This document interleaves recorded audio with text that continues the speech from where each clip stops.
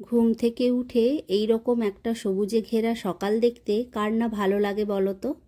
Hello everyone, আমি প্রিয়াঙ্কা। আমার আরেকটি ভ্লগে তোমাদের অনেক অনেক স্বাগত। মামাবাড়িতে আজকে ছিল আমাদের দ্বিতীয় দিন। গতকাল রাতে আমরা ঘুমিয়েছিলাম আমার ছোট মামার বাড়িতে। আমার ছোট মামার বাড়ির সামনেই রয়েছে চোখ জুড়ানো সবুজ ধানের ক্ষেত। এরপর স্নান সেরে চলে গেলাম বড় মামার বাড়িতে। চলো প্রভুদের দর্শন করি আর ধন্যবাদ জানাই আমার মতো এক অতি সামান্য মানুষকে 3 দিন ধরে তার প্রসাদ গ্রহণের সুযোগ করে দেওয়ার জন্য। আর ওদিকে পিহানবাবুর দুষ্টুমি কিন্তু জারি রয়েছে। 2 দিনের মধ্যেই সবাই বুঝে গেছে ও কতটা শান্ত ছেলে। ইতিমধ্যেই 2-3 বার পড়ে গিয়ে ঠোঁটমুখ ফাটিয়ে ফেলেছে।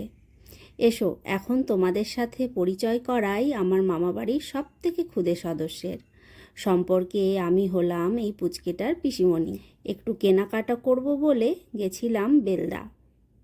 অনেক বছর পর গেলাম, তাই অনেক কিছুই চেঞ্জ হয়ে গেছে, কিন্তু কেনাকাটা করলাম সেই চেনা পরিচিত দোকানটাতে। আজ সন্ধেবেলায় রয়েছে একজন সুখ্যাত কীর্তনিয়ার কথা গান। সন্ধেবেলার পরিবেশটা ছিল একটা অন্যরকম ভাইবস। চারিদিকে আলোর রোশনাই আর আবেগ মাখানো কীর্তনের কথা গান। আমরা সব ভাই বোনেরা রেড অ্যান্ড হোয়াইট কম্বিনেশনের পাঞ্জাবি ও শাড়ি পরেছিলাম। এরপর চন্দনের ফোঁটা ও মালা দিয়ে কীর্তনিয়াদের বরণ করে নেওয়ার পালা।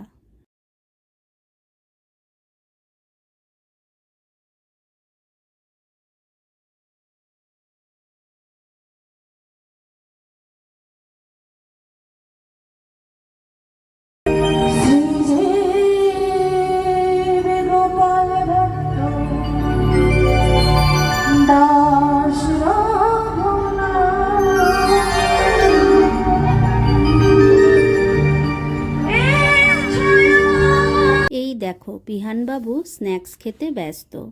স্ন্যাক্সে ছিল চিজ বল, ফ্রেঞ্চ ফ্রাইজ, যেগুলো বাচ্চারা খেতে খুব পছন্দ করে। আমার 2 মা ছেলেকে নিয়েই ব্যস্ত। ও কিছুতেই এক জায়গায় বসতে চাইছে না। যেমনই না বলেছে ওই দেখা যায় মহাপ্রভু দুবাহু উত্তোলন করে একেবারে জয় জগন্নাথ করতে করতে ছুটতে ছুটতে চলেছে। তো পিছনে পড়ে গেছে দাদা নিত্যানন্দ। এই মা ছেলের অনুষ্ঠানটি এত ভালো লেগেছে, এখনও তারা মুগ্ধ হয়ে শুনছে। সত্যি এত সুন্দরভাবে পরিবেশন করেছেন যে আমিও কিছু সময় ভাবাবেগ হয়ে পড়েছি।